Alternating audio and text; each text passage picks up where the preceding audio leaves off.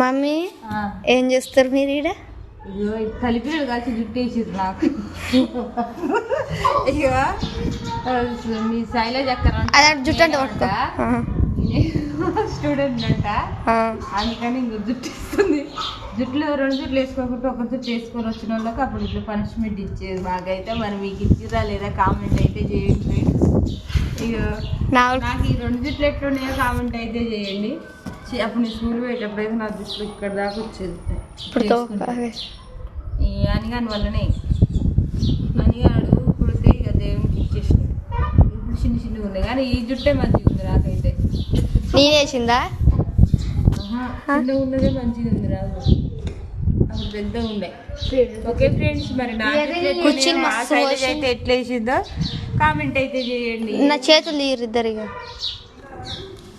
చూడండి.